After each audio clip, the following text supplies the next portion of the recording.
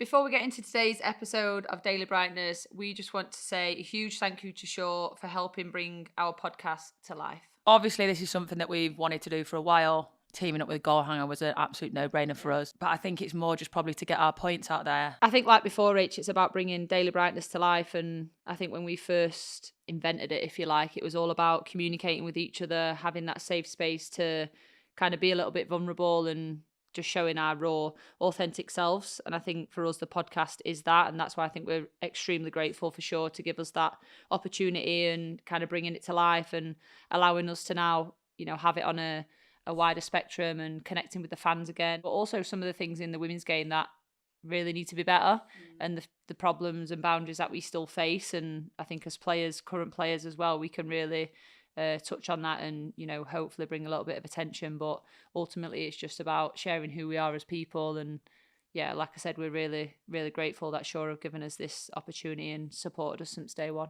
Obviously, it's been amazing that Shaw have backed us from the start and all the way through this now. But exciting to have them be alongside us for this exciting summer of football. And they'll be with us every step of the way. So we're grateful for them to be alongside us sharing this journey as well. So thanks again to Shaw and thank you all for tuning in.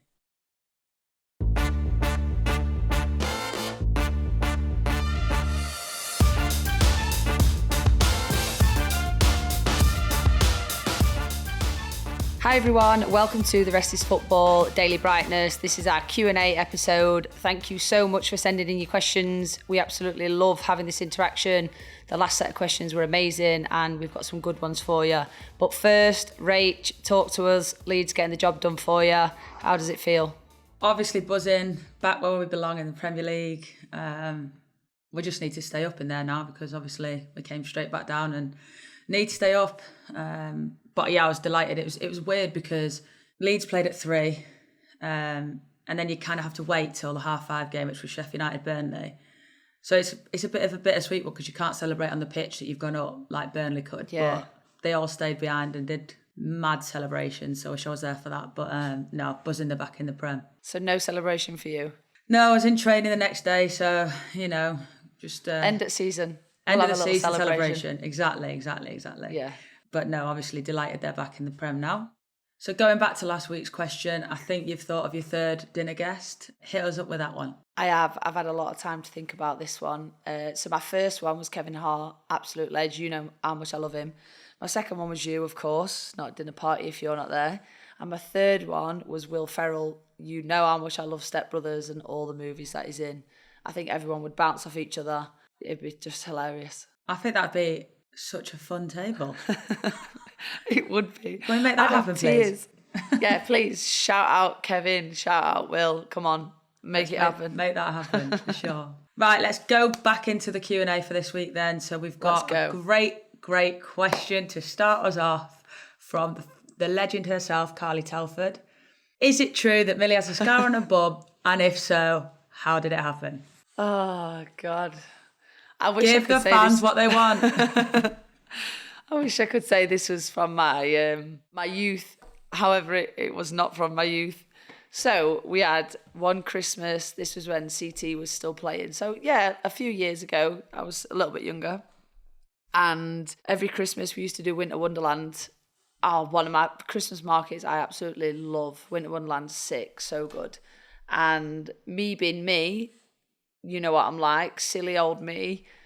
We were in the tube station and I thought, it just popped into my head and I was like, how sick would it be if I just flew down that side on my bum? Like if I just slid down that, where everyone's going down the escalators. I was like, what if I just slid down there? Like it'd be so sick. Like I could race everyone, I'd win. So I did that. And then at the bottom, I didn't know there was like a little gold like stump. When I tell you my arse went over that stump at some pace.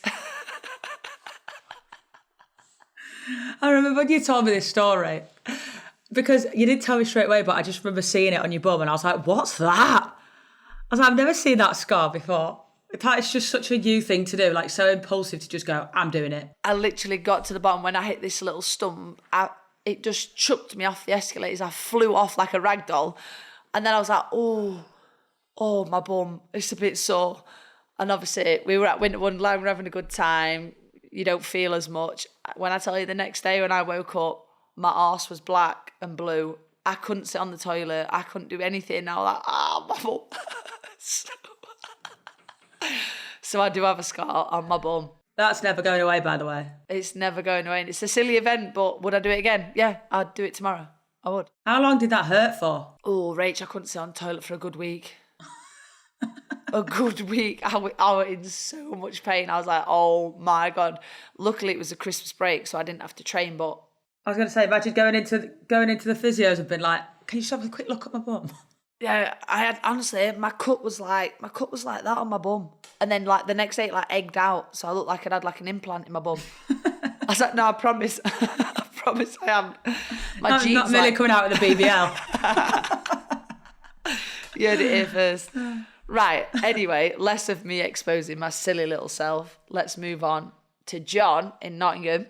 Seeing as though I've been outed and you've already been outed on the last one, I outed you for your YOLO tattoo on the first episode, but we need the full story. Everyone needs to know what happened, how did you get it, why did you get it? Well, I'll tell you the story of what I can remember because I was heavily under the influence. Seems to be a running common denominator, that. Yeah, I mean, all the best stories happen then, don't they? So I was playing in LA in the summer. So I was at uni in New York at the time. Yeah. And I played in a summer team in LA. And some of the girls were like, right, let's go to this place called Lake Havasu. So all the American listeners will probably know where that is. And it's like a bit of a party lake. So I was like, perfect. We had the weekend off, went and got on this boat and just had a great time from what I can remember. And I had a hat on, which I'll find a picture and I will expose myself with this hat. And it was neon yellow with massive black YOLO across the front. There's a picture of me in the back of a car, like dead asleep with a bikini on and this hat. Don't remember that picture getting taken. But yeah, basically, I must have gone YOLO. Like YOLO must have been like my saying then because that was on my hat. And I don't remember anything else, right? I woke up the next morning and I was like, what's that? So I'm like feeling around my bum and there's like cling film on my bum. And I thought, no, surely I've not had a tattoo and not remembered it. So I've woke up, I've stood up, I've looked at the mirror and I've pulled this. I thought, oh, maybe there was just some cling film in the bed or something. I don't know. Pulled it off and I was like, oh my God, that's real. And I was like, scratching it. Like, get off! Someone's taking a piss here and just drawn on my bum. Sat there with your toothbrush rubbing it off. So I've like tried to like look in the mirror. I can't like get a good look at it. So I've asked my friends. I literally went into the room next door. I was like, "What have I done?" And they're like, "Oh yeah, you got a tattoo last night." I was like, "What?" So I took a picture of it. Had a look at it. Not only does it say YOLO, but you've seen the font. It's like. I must have gone in and said, give me the shittest tattoo you've got saying YOLO in the shittest font. No, I think you did it in the same font as the hat, just like bubble writing. Yeah. It's like them bubble writing you used to draw when you doodle as a kid, like Millie. I used to do the S like that. Yeah, I did that the other day. I was thinking, there's a notepad here and I was like listening to something. I started doing it. I was like going to your doodles that you do as a kid. But yeah, that's the story. Don't remember it, but... Why are we the same person? Honestly. We're literally the same. Also, what did your mum say? Because I know my mum went ballistic at me. Well, I hid it from her for a long time because obviously it's fine to hide. Just easy place to cover up. And then I just thought, I'll just tell you this story. I think just at that point, she just got over the fact that I was getting tattoos and just being a bit of a knob. I love it. Right, good questions. While we're talking about American stories, Rach, we have got another question on the topic from Mallory McCormick. Hello, Mallory. She started with hi, guys, so I'm just going to address that. Hi, Mallory. She's a huge fan of both, and she's actually from Houston, and she said, when you played in the NWSL, she wants to know your favourite restaurants, coffee shops, places to go in H-Town. Oh, good question. There's quite a lot of places that I loved in Houston. I mean, I spent 7 years there, so it was a big part of my life. I would say My favourite coffee shop was probably Toot Sweet, which was by the stadium. So we used to go there quite a lot for like brunch and coffees and stuff like that. It's just a nice vibe in there. So that's my coffee shop. Food is a toughie because the food there is insane. Really? Yeah, because obviously it's like quite close to Mexico. So there's a lot of really good Mexican spots. One thing I loved about Houston is how diverse it was. Like you just meet so many cool different people. But they had this one place called Torchy's Tacos. You would love it, Mill. Honestly, it's elite. So I'd say Torchy's if I'm being a bit naughty, and healthy, I would say a place called Local Foods.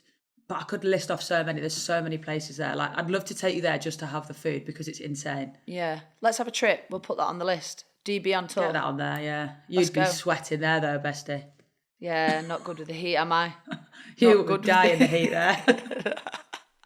I'll have to have a towel constantly just dabbing. Amazing story there, Rach. But we are going to go for a little break, guys, so we will be back soon.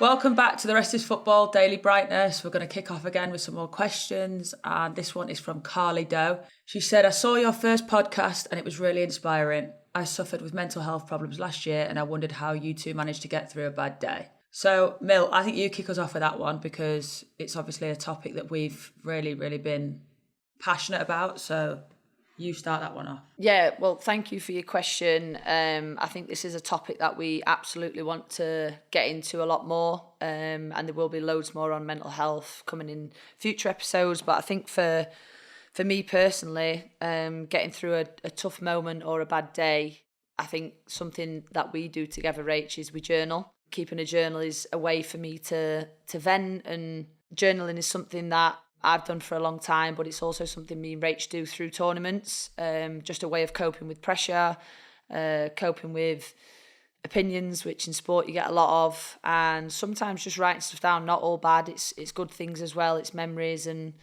I still do that now. There's a saying in life where your bucket gets too full, you need to let a little out. So if I feel like things are getting a little bit much, then I'll journal, I'll write things down, I get it off my chest.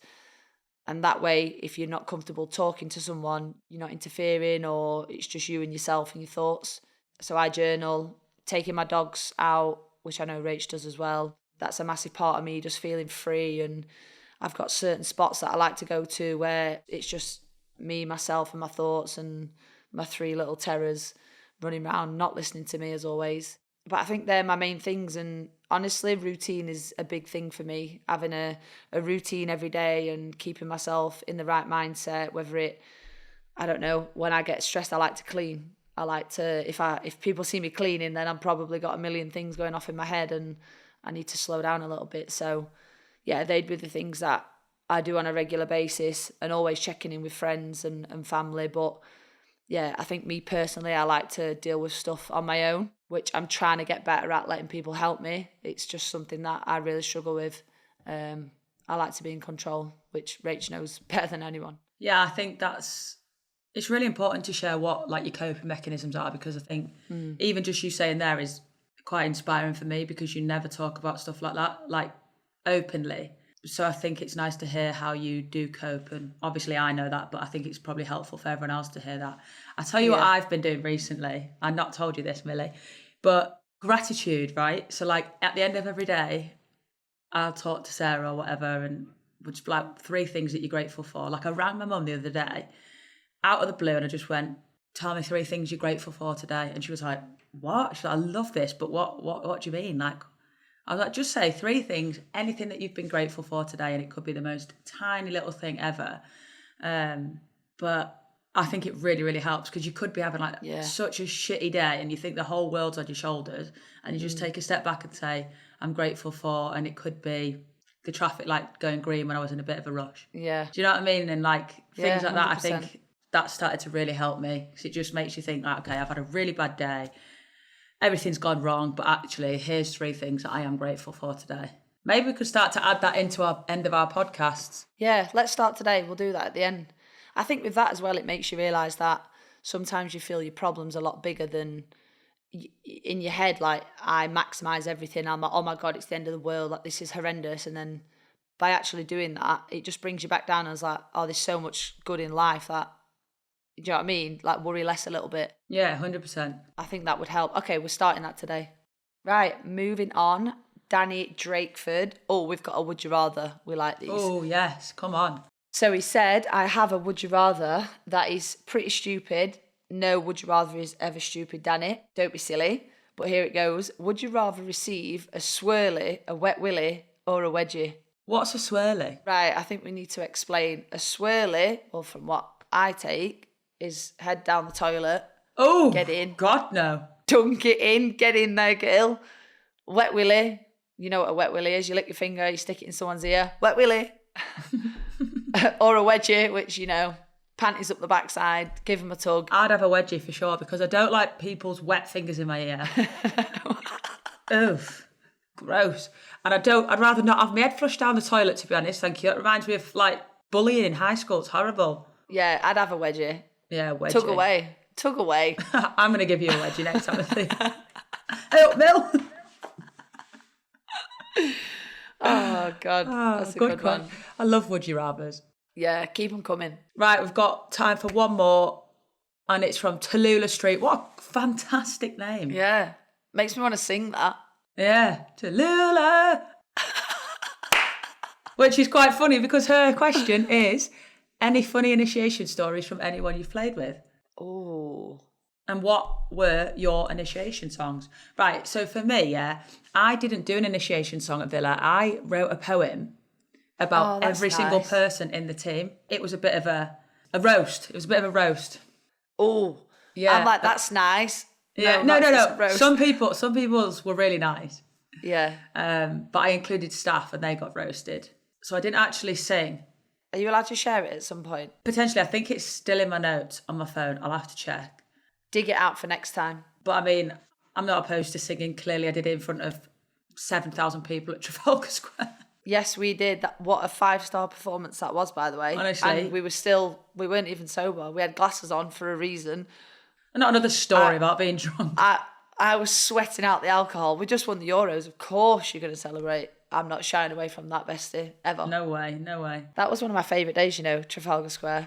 But what did we sing? River Deep, Mountain High. Yeah, But baby. By Celine Dion. Do you remember the other day when you put the other one on and I was like, what's this? No, turn it off. This is not the one. Has to be the Celine Dion one. What was your initiation song?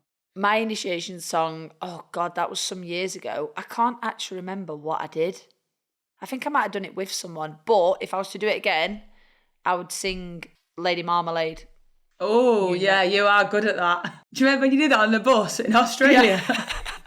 I turned around, I was like, excuse me? Is that Christina? I was like, who's just hit that high note? That's a funny story. We've got so many back of the bus stories. Me and Rach used to be singing every single day, to training, to games. Wherever we were going, music was on. Me and Rach were singing. Everyone would be like this with the headphones. Shut up, you two. Are they at it again? We're like, yeah, we're back. But that would be my song. Funny, innit? I ain't got any funny stories, actually. About your initiation? Yeah, I don't think I have, really, to be honest. We don't do them anymore. We had a staff member, this is quite smart, to be fair, because it's actually a song, and he sang Tequila. So it was just like, dun, dun, dun, tequila. That's